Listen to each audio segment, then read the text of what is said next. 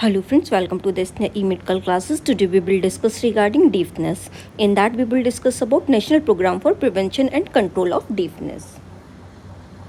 First we will discuss about what is the deafness. Deafness जो होती है क्या होती है? Deafness refers to a condition characterise by partial और complete impairment of the ability to hear sound. Deafness जो है वो हम कब कह सकते हैं कि पर्सन जो है वो डीफ है? जब वो पार्शियली या कंप्लीट जो है वो नहीं सुन पा रहा, उसको हमने जो है वो जो एड्स होते हैं, हियरिंग एड्स जो होते हैं वो हमने लगा दिए, लेकिन उसको जो है वो तब भी जो है वो कम्प्लीटली तरीके से जो है वो नहीं सुनाई दे रहा, उसको जो है वो पार्शियल तरीके से या फिर कंप्लीट जो है वो उसको इम्पेयरमेंट जो है वो हो चुका है और पर्सन जो है उसमें बिल्कुल जो है वो डीफ जो है वो हो जाता है.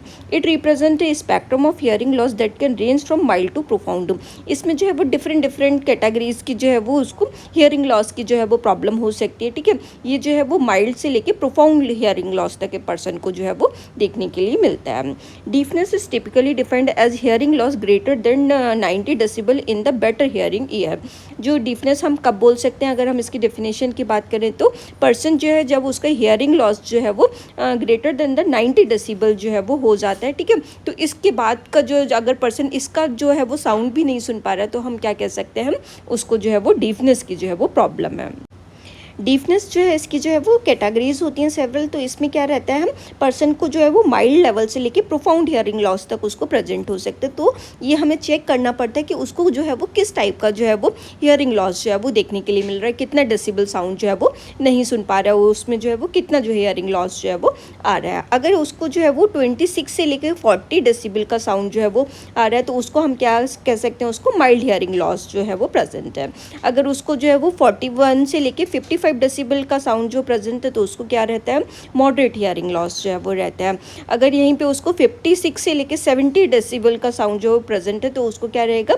मॉडरेटली सीवियर हियरिंग लॉस जो है वो, ये सीवियर उसमें काउंट रहता है, लेकिन ये क्या है? मॉडरेट स्टिल जो है वो रहता है. सीवियर हियरिंग लॉस उसको कब बोल सकते हैं? जब वो पर्सन जो है वो 71 से लेके 90 डेसिबल का साउंड में जो है वो प्रॉब्लम है. ठीक है, तो उसको जो है वो हम क्या कहते हैं? उसको सीवियर हियरिंग लॉस है, मतलब वो इतना डेसिबल का साउंड भी जो है वो नहीं सुन पा रहा है. नेक्स्ट है प्रोफाउंड हियरिंग लॉस, या फिर जो हम कंप्लीटली डीफ उसको कब बोल सकते हैं? जब उसका 90 से जो है वो अबव, या हम कह सकते हैं 91 डेसिबल से जो है वो उसका अबव जो है वो साउंड पहुंच जाता है, तो हम क्या कहते हैं? उसको प्रोफाउंड हियरिंग लॉस जो है वो बोलते हैं.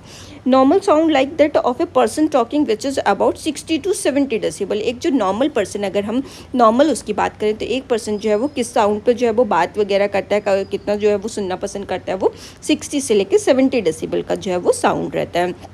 यहीं पे जो अगर उसको 85 से डेसिबल से जो है वो साउंड जो है वो ज़्यादा होता है तो उसको हम कह सकते हैं कि उसको ईयर डैमेज उसके होने के जो है वो चांसेस जो है वो हो सकते हैं. ठीक है, तो 85 डेसिबल का साउंड जो है वो नहीं जाना चाहिए ताकि उसका ये डीफनेस की प्रॉब्लम जो है उसको कोई भी ऐसे चांसेस जो है वो उसके अक्रेंस होने के चांसेस जो है वो रिड्यूज हो सके. तो ये 60 to 70 डेसिबल जो है वो साउंड जो है वो रहना चाहिए. नेक्स्ट हम प्रोग्राम की बात करिए. प्रोग्राम जो है वो कब आया? National programme for prevention and control of deafness. Deafness को कंट्रोल करने के लिए एक प्रोग्राम दिया गया जिसका नाम क्या था? National programme for prevention and control of deafness. This programme was launched by the government of India in 2006 as centrally sponsored scheme. ये जो प्रोग्राम जो लॉन्च हुआ ये डीफनेस को कंट्रोल करने के लिए 2006 के अंदर जो है वो लॉन्च किया गया था. ये जो स्कीम थी ये सेंट्रल लेवल पे जो है वो पूरी प्लान की गई. इसको सेंट्रली जो है वो पूरे जो उसमें जो है वो नेशनल लेवल पे, सेंट्रली लेवल पे जो है ये पूरे स्कीम को जो है वो स्पॉन्सर किया गया. इसके ऑब्जेक्टिव क्या थे?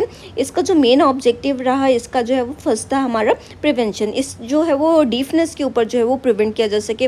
हियरिंग लॉस के केसेस जो है वो बहुत ज़्यादा देखने के लिए मिल रहे थे तो उसको जो है वो अवॉइड किया जा सके, तो इसका जो है वो फर्स्ट मोटो था. To prevent avoidable hearing loss due to disease और इंजरी. जो कोई भी डिजीज़ की वजह से किसी को हियरिंग लॉस हो रही है या फिर कोई भी इंजरी की वजह से अगर उसको जो है वो हियरिंग लॉस हो रही तो उसको जो है वो पहले से ही जो है वो प्रिवेंट किया जा सके कि पर्सन को डिजीज़ और इंजरी ही ना हो जिसकी वजह से उसको हियरिंग लॉस की प्रॉब्लम जो है वो ना आए. नेक्स्ट वन है अर्ली आइडेंटिफिकेशन. कोई भी जो है वो डीफनेस की प्रॉब्लम या हियरिंग लॉस की प्रॉब्लम जो है उसको पहले ही जो है वो हम आइडेंटिफाई कर सके. अगर हम उसको अर्ली आइडेंटिफाई कर लेंगे तो उसको जो है वो हम जल्दी से जल्दी जो है वो हम सही कर सकते हैं. ठीक है, तो उसको जो है जल्दी से जल्दी नोटिस करके उसका पर्टिकुलर ट्रीटमेंट करवाना इस प्रोग्राम का भी जो है वो ऑब्जेक्टिव था. नेक्स्ट वन है treatment. To medically treat cases of ear problems and deafness. इसमें जो मेडिकली केसेस जो है वो आ रहे हैं, ईयर प्रॉब्लम जो है वो देखने के लिए मिल रही है, डीफनेस की प्रॉब्लम जो है वो देखने के लिए मिल रही है, तो उन पर्सनस का किसी के अंदर भी अगर प्रेजेंट है तो उन पर्सन का ट्रीटमेंट जो है वो अच्छी तरीके से हो सके, ये इंश्योर करना इस प्रोग्राम का जो है वो ऑब्जेक्टिव था।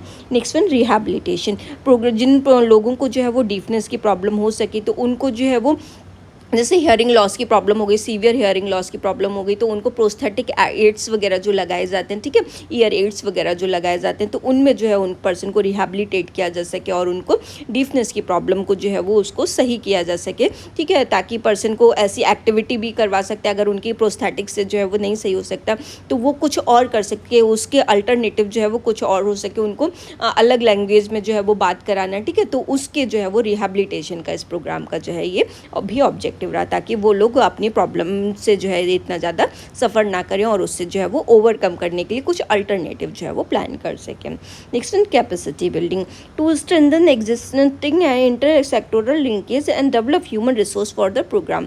इस प्रोग्राम को जो अदर जो चीज़ थे, ठीक है, अदर जो इंस्टीट्यूट्स वगैरह थे और जो कम्युनिटी में इसको जो है वो एक ब्रॉडर एस्पेक्ट जो है वो मिल सके, ये प्रोग्राम जो है वो अदर चीज़ों से भी लिंक्स हो सके, ठीक है, जो अदर NGOs वगैरह हैं, अदर कोई प्रोग्राम चल रहा है, ठीक, तो उससे जो है इसका लिंक हो सके, इसको जो है वो स्ट्रेंथनिंग जो है वो मिल सके, इसका प्रोग्राम का जो है ये भी ऑब्जेक्टिव था। और लोगों को जो है इसके लिए जो ह्यूमन रिसोर्सेज मिल सके, जो हमारे पास में क्या है ह्यूमन रिसोर्सेज की बहुत ज़्यादा लेकिंग होती है, स्टाफ जो है वो हमारे पास नहीं होता है, ताकि जो ये सर्विसेज जो भी आ रही हैं वो गवर्नमेंट जो है वो लोगों तक जो है वो ग्राउंड पे पहुंचा सके, तो हमारे पास ह्यूमन रिसोर्सेज नहीं होते हैं, तो इस प्रोग्राम को जो है ह्यूमन रिसोर्सेज जो है वो मिल सके, इस प्रोग्राम का ये भी ऑब्जेक्टिव था।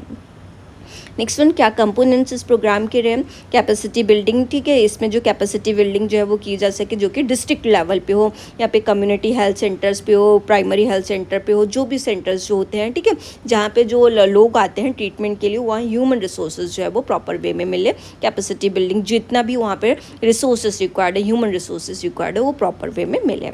Early detection and management of hearing and year problem, year problem का जो है वो जल्दी से जल्दी हम आइडेंटिफाई कर सकें और उसको जो है वो डिटेक्ट करके हम उनको प्रॉपर वे में जो है वो मैनेज कर सकें, उसका अर्ली ट्रीटमेंट जो है वो कर सकें, ताकि ईयर प्रॉब्लम जो है वो जल्दी से जल्दी ठीक हो जाए और लोग जो है इस प्रॉब्लम से जो है वो ओवरकम कर पाएँ। Rehabilitation of person with deafness, लोग जो है अगर डीफनेस से जो भी सफ़र कर रहे हैं उनका रिहैब करवाना है, ठीक है, उनको जो है वो कोई भी अदर अल्टरनेटिव देके जो है अदर चीज़ देके या फिर प्रोस्थेटिक एड्स वगैरह लगा के उनका जो है वो उनका मैनेजमेंट जो है वो करना भी इस प्रोग्राम का एक कंपोनेंट था। स्ट्रेंथनिंग ऑफ एग्जिस्टिंग फैसिलिटीज़, जो फैसिलिटीज़ ऑलरेडी चल रही हैं उनको स्ट्रेंथन जो है वो मिल सके, ह्यूमन रिसोर्स मिल सके, उनको रिसोर्सेज प्रॉपर मिल सके, उनका जो है वो ब्रॉडर वे में लोग उसके बारे में जान सकें कि ये सर्विस जो है वो हमें ये लेनी है। कुछ लोगों को तो सर्विस के बारे में तो पता ही नहीं होता, तो वो अवेल कर सकें, ठीक, तो ये इस प्रोग्राम को जो है वो स्ट्रेंथनिंग मिल सके और जो है वो NGOs वगैरह अदर इंटर सेक्टोरल अप्रोच वगैरह जो है उससे जो है वो कोऑर्डिनेट कर सके, इस प्रोग्राम को स्ट्रेंथनिंग कराना भी इसका कंपोनेंट था।